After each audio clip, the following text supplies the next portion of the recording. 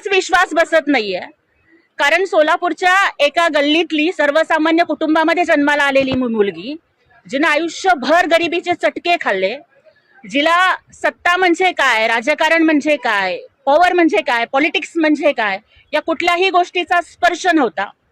परंतु वडील दलित पॅंथरचे कार्यकर्ते, काबाड कष्ट करणारे माझे आई वडील, कदाचित त्यांना राज्यसभा म्हणजे काय आणि वरिष्ठ सभागृह म्हणजे काय आणि कनिष्ठ सभागृह म्हणजे काय हे पण त्यांना सांगून सुद्धा खरं वाटणार नाही.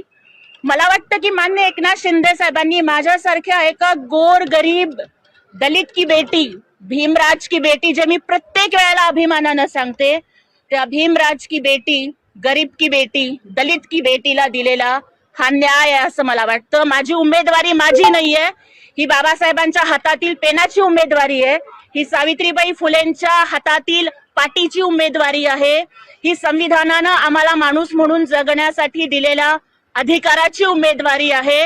त्यामुळे आम्हाला माणूस म्हणून जगण्यासाठी ज्या ज्या महापुरुषांनी योगदान दिलं त्या सगळ्या महापुरुषांचे आभार. माननीय एकनाथजी शिंदे साहेब हे भाऊ म्हणून या गरीब बहिणीच्या पाठीशी उभे राहिले.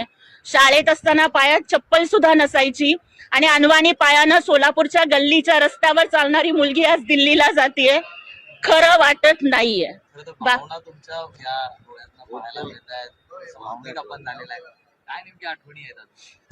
खूप आठवणी आहेत.